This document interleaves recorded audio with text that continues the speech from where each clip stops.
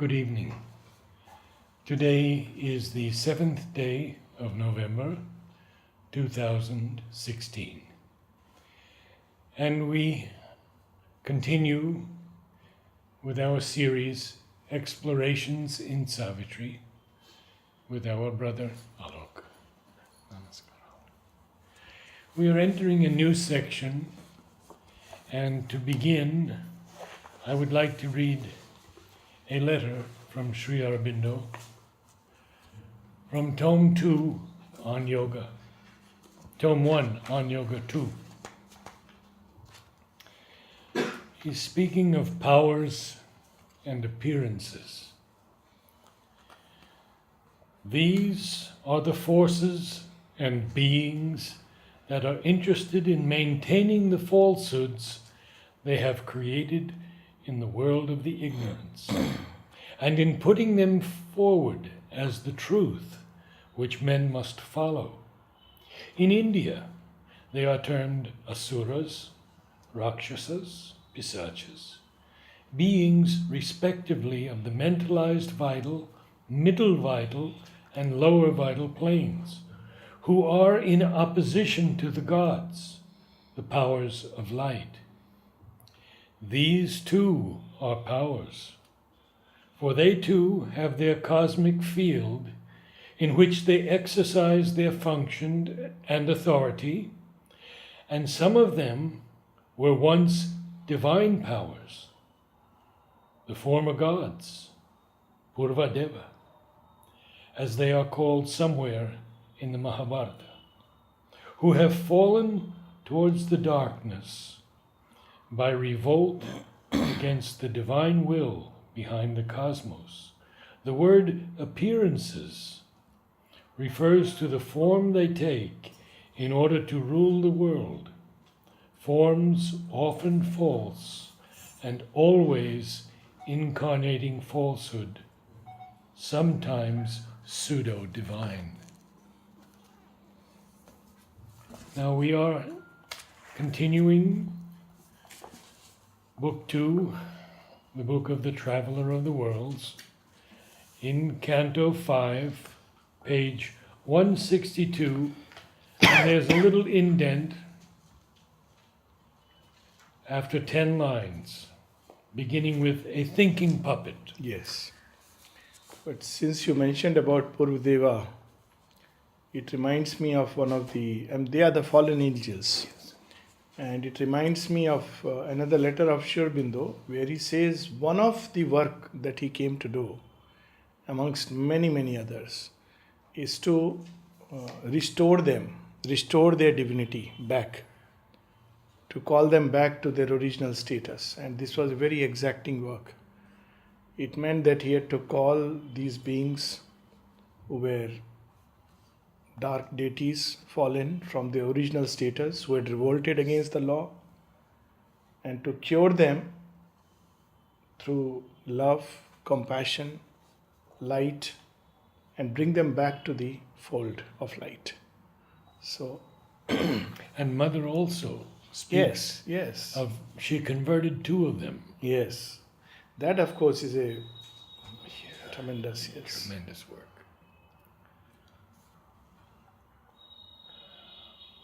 So we have the opening line. A thinking puppet is the mind of life. So mind, when it appears first in living beings, it is not the rational developed mind as subsequently happens through a process of evolution. But this mind is dependent on and subservient to the impulses of life. So what it does is, it gives a thought form to desires.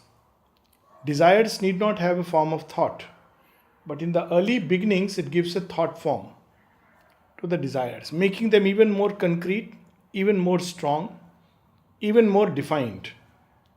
Second thing that it does is, it gives a justification, a ready and handy justification for all the doings or misdoings of the vital. So whatever the heart passions, drives, this mind is there to justify. So it is a puppet. puppet at the hands of the vital. We often see, and that's one of the big challenges of normal life, that to begin to change, we have to have the intellectual honesty first to recognize that there is something that needs to change. Otherwise, the mind is constantly justifying. For example, I get angry because so and so is like this, which means that I can never cure myself because so and so will always remain what the person is. It's almost like becoming helpless. Or, for example, well, I get angry, it's normal, isn't it? Every human being gets angry. Yes, but here we have come for something else, for a different type of effort. So there are various forms of justification that this mind can devise, and the most fatal justification, or the most common justification, but we hard to overcome, is it's normal. It's normal and natural. And when somebody would write this to Sri Aurobindo, he would say, yes, it's normal and natural with reference to lower nature. But we are here to upgrade the nature to another scale. Now, there have been yogis who have continued with the lower nature, just modifying a little, enough to not to be too much obtrusive on the way. And the way they say is that, look, these are things which are part of universal nature and I am not that. So I dissociate myself from that and I say that I am self. So this continues its activity until it gets exhausted. So there are various kinds of justification that this mind gives to movements of life. And therefore, Sri Aurobindo used the word thinking puppet. So, it dances to the tune of life. Its choice is the work of elemental strengths. So, often we hear people saying, well, I want to do this, I want to do that, I like to do this, I like to do that. But what is that I? Who is making this choice? Not the true I. And one of the big challenges again of evolution is to discover the true I, or at least the highest part in it, us, and create a synthesis around it, what Sri Aurobindo speaks of as the true individual. And unless we do that, we'll remain a puppet. So it says, I am choosing, but it's not you who is choosing. There is the sting of the vital, the whiplash of desires, which is making the choice. But the mind doesn't acknowledge. It says, my choice, my freedom. I like to live the way I want to live. That's it. So we see how it works. Its choice is the work of elemental strengths. Elemental energies are the bhutas and the pishachas, which we just read. That know not their own birth and end and cause, and glimpse not the immense intent they serve. Now this is a cryptic line, and we will see several such lines. Yet in the cosmic economy of things, they serve a purpose and they have a place. And they have a function also. That we will see. Sri Aurobindo will reveal to us. In this nether life of man, drab-hued and dull, yet filled with poignant, small, ignoble things, the conscious doll is pushed 100 ways and feels the push, but not the hands that drive. Poignant, small, ignoble things. Pondicherry also has quite its own share of that. I don't want to take a name because it will be not right, but there are very nice eating joints here. Poignant, small, ignoble things. And people come all the way to Pondicherry and look for those things and feel very happy. Once, one experience I can narrate among many. In front of Shabda, very nearby, somebody met me and asked, can you tell me where good Vietnamese food is available? Now, I didn't know what to say. This side is Shabda, the other side is ashram. But the man is looking for a good Vietnamese food. So, cryptically, I said rendezvous. Now, actually, rendezvous is actually a restaurant where Vietnamese food is available. Oh, I didn't know that. Yeah, well, good. You see, I know all kinds of things because people come and tell me all kinds of things. But in my heart of heart, I was really feeling this rendezvous. I wish it became a rendezvous for him with the divine. The man has come so close. And so, I couldn't help but tell him little bit. He said, anyways, you can go there and have your. So, but human beings feel it's something very nice. And they are pushed. People come all the way to Pondicherry to have wine, Yeah, oh yes. not the divine. Pushed, they drive from Chennai to have Pondicherry And wine. drive back. Drive back without. without realizing how Yes. close they came to the real Soma, Ananda. So the conscious doll. And he capitalizes doll. Yes, capitalizes doll. For none can see the masked ironic troupe. Ironic troupe. It's a game they play with us. To whom our figured selves are marionettes, our deeds unwitting movements in their grasp, our passionate strife and entertainments seen. I have used this example number of times, and once again it is good to be reminded. So we have the television.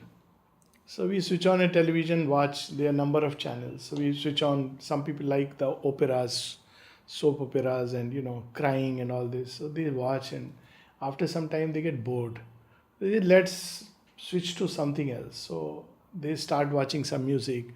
Then they say, let's see a movie. Like that it goes on. We don't realize that a similar thing is happening with us. These entities, they want to watch television. So what do? They push us.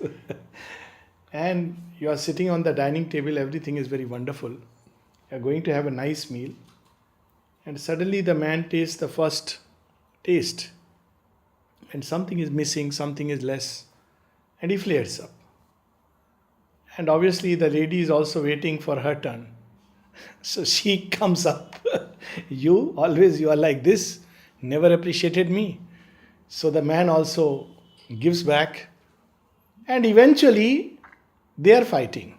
What they don't realize is that they are simply the butt of joke of these entities. The moment we realize that we are being played upon, it's a puppet game. We are their entertainment scene. So after a while, these beings are eating. Meanwhile, while we are eating our food, they are eating our bitterness, anger, quarrel, because they grow fat with that. So when they have had their fill, they say, oh, it's enough. Let's go to some other house. And suddenly, people who are fighting feel exhausted and say, oh, I don't want to discuss, I don't want to eat. And they just move away. Whereas these entities have moved on to some other house, knocking the door. May I come in, please? And there are plenty of people receptive to their game. So this is how they make us entertainment scene. Sometimes, they entertain themselves just as human beings like to watch horror movies. A very perverse kind of drift. So they want to watch horror scenes. So what do is that somebody is going, these are real examples, and mother has spoken of this. You're driving a scooter or a car, and they start pushing the driver that drive faster. You'll get a thrill, drive faster. So unknowingly, this person starts getting the thrill and pushes the accelerator more and more. Then at a crucial turn or critical junction, they will just suddenly blind the vision and you meet with an accident. Some people die, there is blood and all. And these entities enjoy. They gather, when people gather around the scene with a lot of excitement, pain, suffering, they enjoy this. They feed and then they move away. So if we go to such scenes, we should be very conscious. Sometimes we are called upon, not only as doctors, but as citizens, to assist someone. So we should be conscious to avoid that excitement and all this. First thing is to quieten it. I remember when somebody met with an accident and one ashram inmate happened to see this person. Now normally, oh, what happened? Let's call this, that. But he made the best response. He went there and said, just be quiet. Call mother. Nothing will happen. First thing. So that these entities which are trying to create all kinds of dislocations, bringing fear, making things worse than what they can become, they just become, they run away because they see something else has come, mother's presence. And then things begin to take a very good turn. The help comes, everything is smooth process. So, we should not become their marionettes. It's important. Aurobindo Basu said to me this very thing one time. If you see someone in an accident, and he may even be dying and there's blood, he said, the best thing you can do for him is call in the police. Yes, it's the best thing and the first thing. First aid. I used to tell this to my students. That first aid is not bandage and tourniquet. First aid is first aid. Call the first one. He is the one. Yeah. And then you go about doing your things. So then things become better. Because all the forces start getting aligned.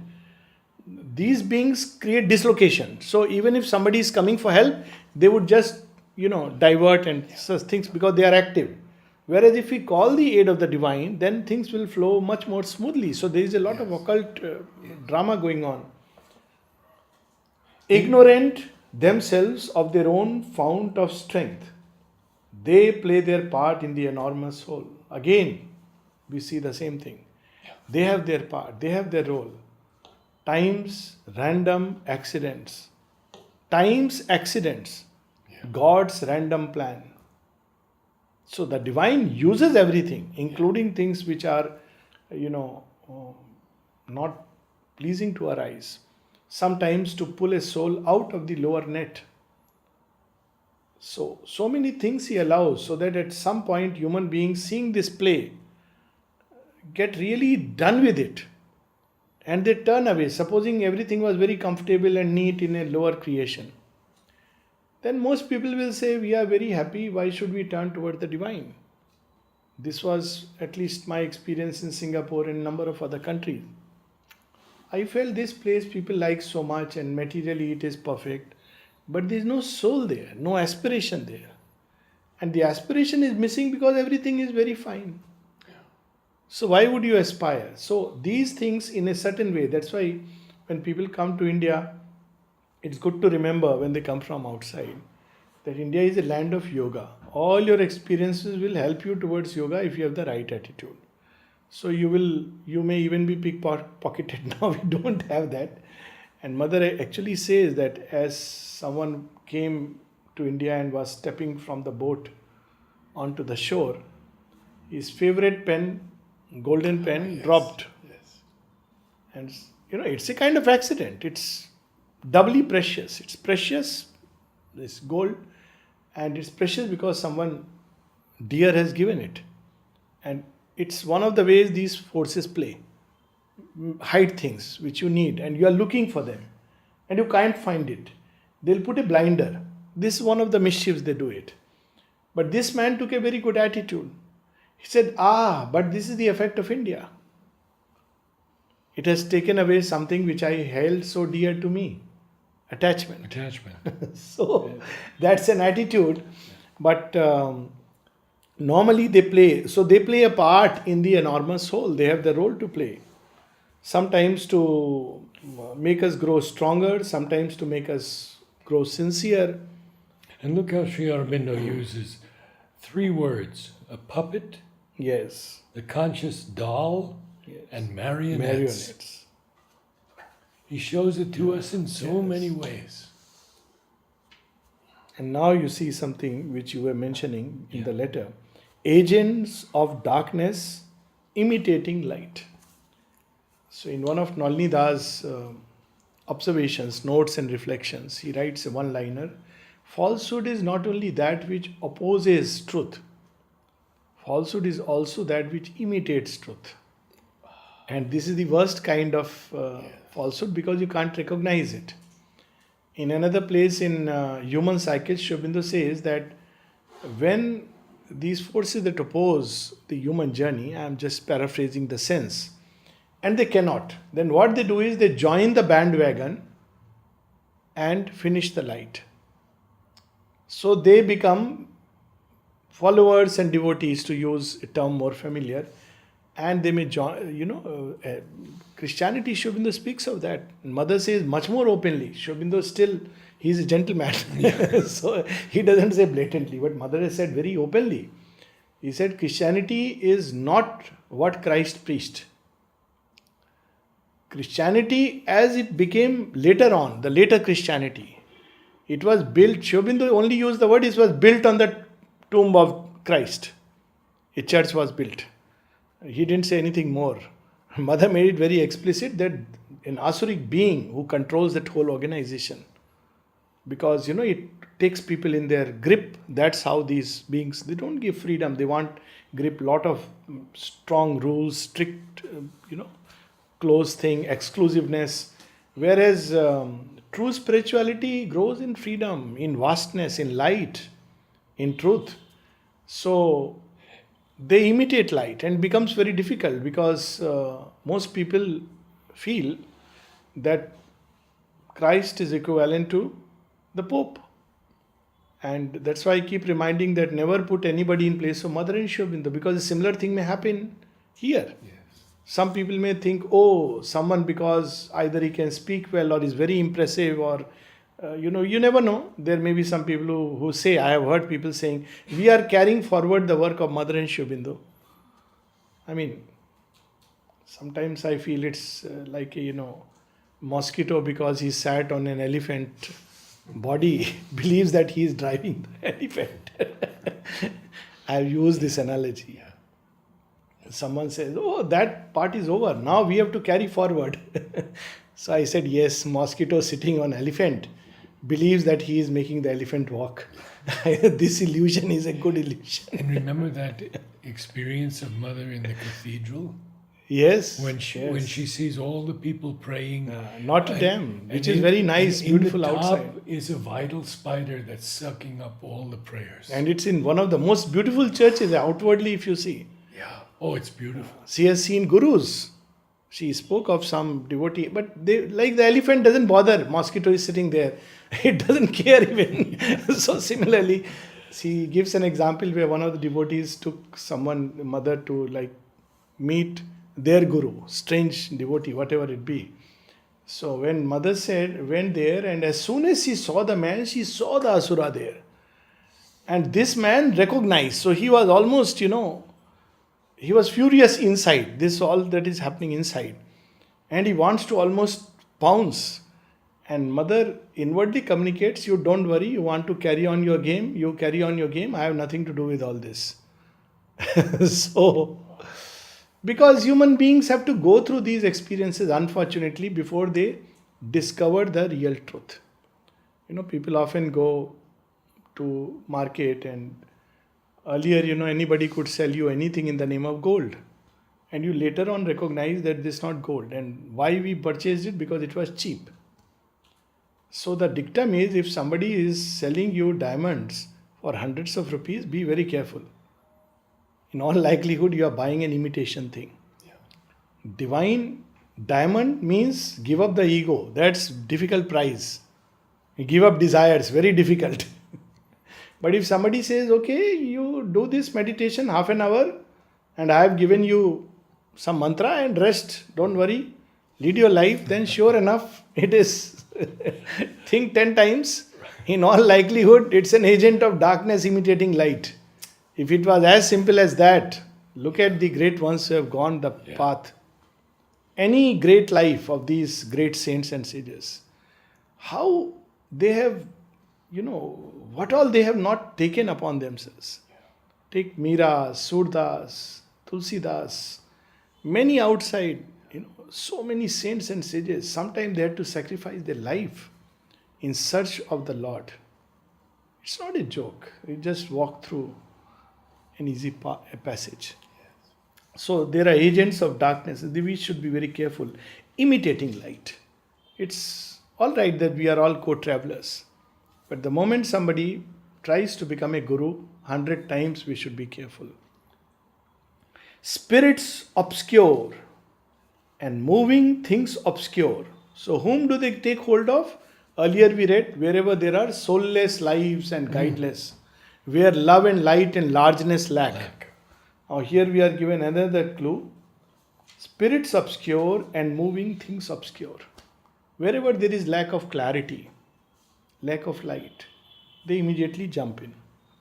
That's why sometimes people even ask me, why do I become so critical of people wearing girva vastra, saffron clothes? Yeah. Well, I feel that if you have a light, you don't have to impress by any external means. The sign of renunciation is not in the dress you wear. That may well be an attachment. If you are a renunciate, nothing external has to prove it. You are not here to prove something to someone. If you have it, you have it. It's between you and the divine. And if you don't have it, any amount of external show or sham, Yes. posturing will not Yes. help. So many times Sri Aurobindo has cautioned us. Unwillingly, they serve a mightier power. This is very interesting. Someone asked the mother about some of these beings who even draw upon people's energy and they grow fatter by that. That don't they some kind of a help the cause? Mother says yes. Through them, some people turn towards the authentic light, and this is the homage they pay to the light. It's not because of them, it is in spite of them or through them, in the sense that sometimes what happens is that you come in contact with a so-called guru, and then you suddenly discover a greater light. You remember in Agenda, Sam and Eric, when Yes. they came to Mother. Oh, yes. And I wouldn't name nice person, he was an ex-student, but became a guru. Famous guru. Yes, we know him. We know of him very well. Yeah. Yes. Even United Nations president became his disciple. And these two people had first gone to him. And he kind of, you don't have to go anywhere. Mother is here. And he had a power. He had a power, tremendous power. That's another sign of, power is one thing, but displaying power. And they are very quick to show the power. So then when Sam told him, we don't need anybody. We can directly approach the mother. And when he came and told this to mother, mother was very, very happy. She said, it is very nice. You had the discrimination, but many don't have it. Yes. The discrimination, that we can approach mother directly. Has she ever said or written anywhere that I will appoint some middleman between you and me? All the time she has cautioned us against it. Yet when people sometimes who are not ready, who are obscure, go through this and come to the divine. So this way they serve a power, because in total obscurity we are not yet ready to receive that light in all its blaze. So we have these small little steps. So Anan case engines organizing chance. Channels perverse of a stupendous will with a capital W. Tools of the unknown, who use us as their tools. Again, the same thing. Yes. Unknown with a capital U. They don't know Yeah. that they are serving a power. Mother speaks of another in this regard. Often we will see the typical image of the devil is with two horns and a tail. And these are actual entities, adverse forces, whose task is they will sit on the shoulder and tell you, you're wrong, you're a bad person, you're not good, unworthiness. And eventually one is plagued with the idea of guilt. This is their mechanism. And one feels, I am no good, I am not fit for this life, it's much better that, I abandon the effort, lead a normal life. And then they are very happy because they have turned somebody away from Or even commit suicide. commit suicide. And mother says, actually originally they were instruments of sincerity. But they have fallen. And they have become adverse forces who are constantly pointing towards our defects, our limitations. And then she says something very interesting. She says, but one thing they don't know. And that's why they are in the category of adverse forces. One thing they don't know is that there is grace. They don't know grace. They'll never tell you about grace. They will only show you the defects. Often exaggerate it out of proportion. And I know people who have turned away, even wanted to actually commit suicide because they felt they are unworthy. Yes. And of course, in yoga, we know it's a tamasic ego, but the entities behind it are these. So that time we must remind ourselves of grace. And I often remember Tulsi Das, that famous line. This is worth reminding ourselves. Wherever these fellows try to take hold, he says, Ram so Swami kusevak moso. He tells to Lord Rama, what a master, wonderful master. And what an faulty instrument servant I am. And then he says, if you look at me, there will be no hope. But if you look at your grace, there is always hope. So the divine does not rely upon us, he relies upon his grace. So this is what we have to remember. But these people serve a purpose, and that's what their purpose is, to originally as instruments of sincerity. So when these people tell us something, we should listen but not go into guilt or unworthiness. We should say, yeah, maybe I should have not done this or spoken this. Maybe I should be more sincere, and pray to the grace, but not take that other route. So they have their place and function. Invested with power in nature's nether state, into the actions mortals think their own. They bring the incoherencies of fate, or make a doom of time's slipshod caprice, and toss the lives of men from hand to hand in an inconsequent and devious game. Look at the incoherencies of fate. Mahabharata, Ramayana. Now this King Shantanu is amazing. He's a powerful king. He has wedded to none less than Ganga, the force of purity. And he is the original grandsire of the whole clan. And what he couldn't have achieved.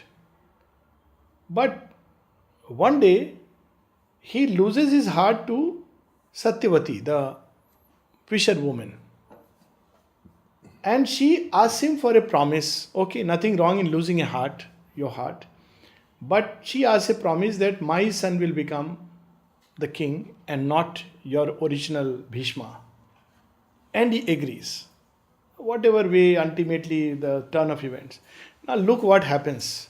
If you look at it at one level, the whole Mahabharata starts from that seed.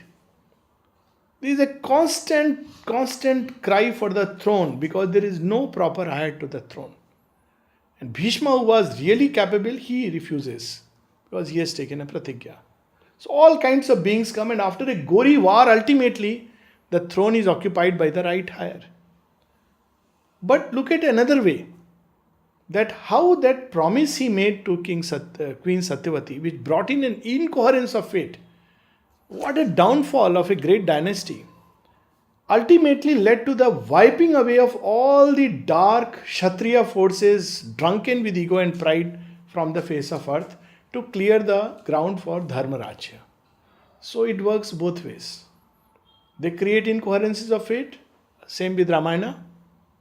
Why he had to give a promise to Kekai, Dashratha, and Rama goes into the end. This is a total chaos follows.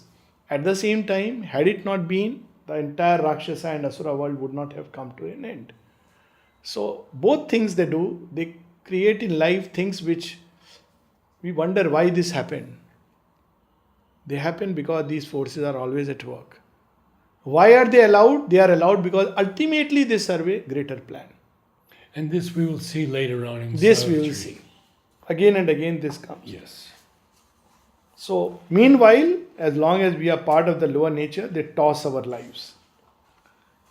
How to recognize them? Against all higher truth, their stuff rebels. Only to tighten force, their will lies prone. They turn to divine only for power. That's why when people come chasing for power, oh, supramental, it will be powerful. Oh, I have seen so and so performing these miracles. Sometimes people ask, can someone perform these miracles? Very dangerous. Because immediately you open the doors to this kind of titanic powers. Because such beings know only power. You know that story of that man who eventually, of course, went away from ashram. How much Sri Aurobindo's compassion and mother's love carried him despite 100 defects and weakness. Of course, there was a good side always. Till one day he couldn't open to mother. He had a lot of doubts, and one day he almost was shouting at the mother horribly. And there are only 2 times when Sri Aurobindo, in fact, once when he has raised his voice. When he raised the voice. Once, yes. only once. Once. And all that Sri Aurobindo said is, who is shouting at the mother, or who is it? Dead silence. The whole force became quiet. He just left quietly. That's the power, because that they understand. They don't understand anything else. They don't understand that she is mother, divine mother. You should open your heart to love. Don't fill your head with doubt. So many times Sri Aurobindo has said, let us. But they understand when this power is manifested before them. There was another instance when somebody came running towards the mother to almost push her. Imagine a scene, mother is standing and from the steps the person is coming, running to her. And the mother just holds her hands like this. This man stops quite a few, before coming near her even. And she later remarked, it's good he stopped. Had he come, he would have been thrown away. The force of Kali had manifested. Had he come near my hands, he would have been thrown away. And there are instances like that. So they understand this only. They don't understand anything else. Inordinate their hold on human hearts. In all our natures turns they intervene. Insignificant architects of low-built lives and engineers of interest and desire. Where are these fellows most active? They will come even where divine is there. Why? To satisfy desire. Mother will give me this, mother will give me that. Satisfy desires. So there these fellows are at work. Not that mother will not give, but is that the only relation that we want to form? And if that is the only thing we are turning to divine only for satisfaction of desire, then these people begin to swarm around. He will describe it somewhere. Out of crude earthiness and muddy thrills and coarse reactions of material nerve, they build our huddled structures of self-will and the ill-lighted mansions of our thought. Constantly, human beings live in a state of misery. Even in a huge house with air conditioned and Rolls Royce and everything, they still live in huddled, low-built structures of obscure thought and desires. This is their personal atmosphere. And if one could feel it or see it, it can be pretty horrifying.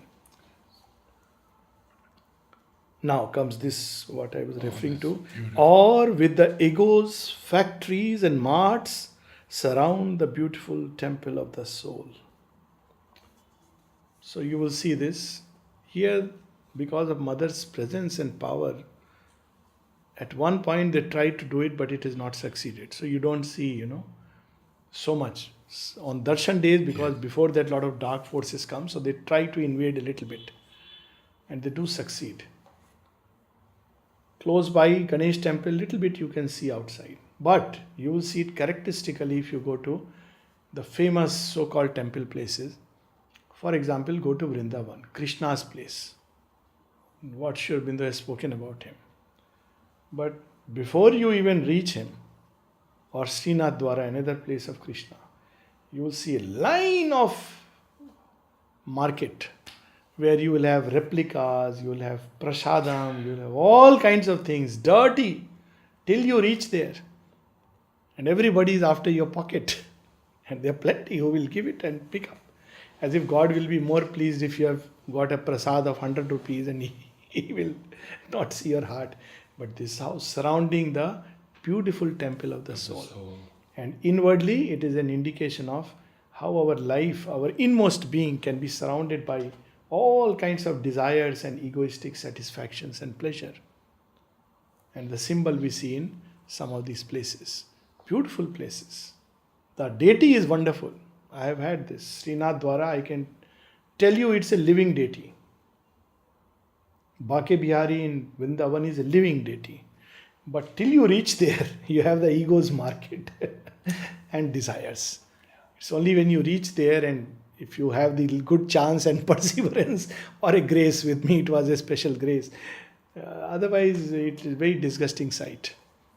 So, artists minute of the use of littleness, they set the mosaic of our comedy or plan the trivial tragedy of our days. A trivial tragedy. What is really tragedy? There is only one true tragedy. Mother says to die without realizing your soul. This is the only tragedy. Most human beings don't even recognize it as tragedy. What are trivial tragedies? At one place, Mother says, human beings make such a hullabaloo about death. So and so died, so and so died. Of course, he understands from our limited point of view. He says, but in fact, there is nothing like death. She says, so often I meet living people who are more like dead and dead who are more alive. Yes. They even meet, but they are not conscious. But we call it big tragedy. And of course, I am not speaking of small little tragedy even by human standards. So trivial tragedy, arrange the deed, combine the circumstance and the fantasia of the mood's costume. Deed, circumstance and the mood, they come together to bring the incoherencies of fate. You see, it's strange. People who loved each other end up fighting, bitter enemies. These unwise prompters of man's ignorant heart, and tutors of his stumbling speech and will, movers of petty wraths and lusts and hates and changeful thoughts and shallow emotions starts. This is where we have to be careful. Petty wraths, lusts, hate, these are not at all healthy. Jealousies, fears, they eat away the spiritual substance which is beginning to form within us. Changeful thoughts, fickle-mindedness. Now we think, oh, God is... Then next moment something else, third moment, fickle thought, changeful thoughts. And shallow emotions. The people who just throw their heart just like that, shallow emotions. These slight illusion makers with their masks, painters of the decor of a dull-hued stage, and nimble scene shifters of the human play, ever are busy with this ill-lit scene. You see what happens in a cinema. You may be moved to tears that, oh, the actor and the actress, they are so deeply in love. They are not in love. It's just a role they are playing. Next moment, they will be moving on to something else. And these beings use our lives in that way. Whereas true love is something really beautiful. Rarely a actor can bring that feeling. Most of the time, it's all superficial, moving from one scene to another, shifting scenes.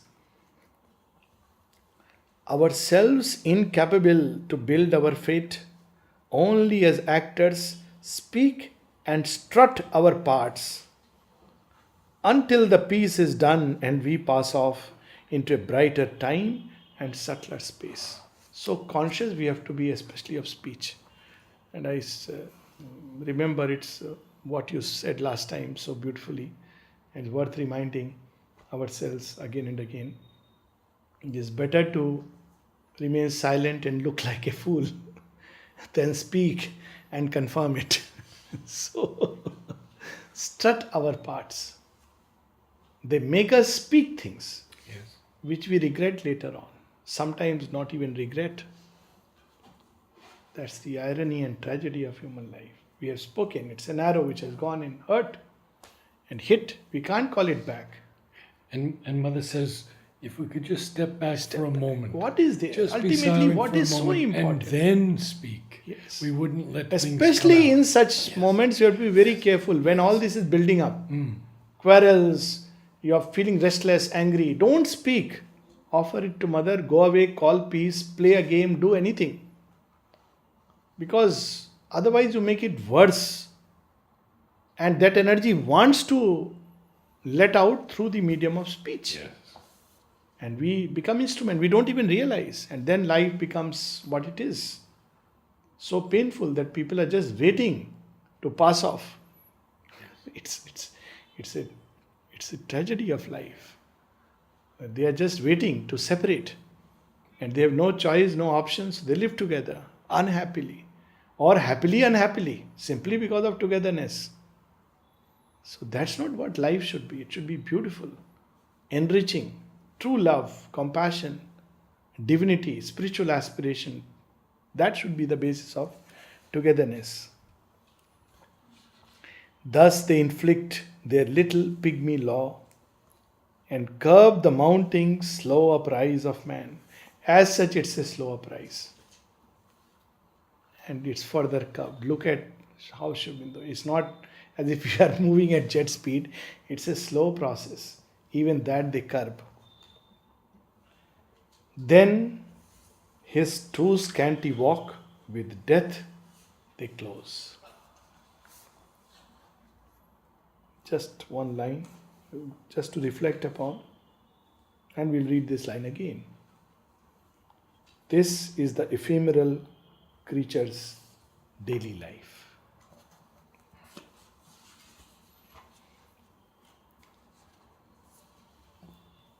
I would like to close with a few words about something Mother said, and it occurred because people were saying, how are you? And someone would say, I'm fine. And Mother said, very often these forces are waiting to see if they can make you less fine. Or I'm not feeling well, and they would say, oh, let's make him feel a little worse. So people in the ashram often say, I'm getting on, which is so neutral they can't do anything. But when we were visiting with Alok one day, he said something that I want you all to hear. And he said, just say, by her grace, I'm fine and nothing can touch you. Yes. Because that's a fact. Without that, not only speech, even in thought. Yes. People often ask, I was progressing very well today. There was such a beautiful aspiration and I broke my leg. I've actually seen this. Precisely because this thought comes. How beautiful. This is enough. It's not how beautiful, it's a gift of grace. But the moment, how beautiful. So nice. I could do this japa constantly. So nice. What a mounting aspiration. Okay. I'll show you their other part. So, constantly, as you said, grace, grace, grace. I think life of at least all of us who walk this path, often yoga is described as walking the razor's edge. So razor's edge means many things. For instance, constant vigilance. It also means life of balance, moderation, because either excess. So I have my own understanding of the razor's edge. And I mean, these are true, what is said there, but I believe that our life hangs between two coordinates. The grace above and gratitude below. You miss out on the one and you fall. The road through which we walk, the rope through which we navigate is fixed on two poles. Grace and gratitude. Gratitude is, of course, the natural result of all true aspiration. And with that comes humility. Humility, absolutely. Okay.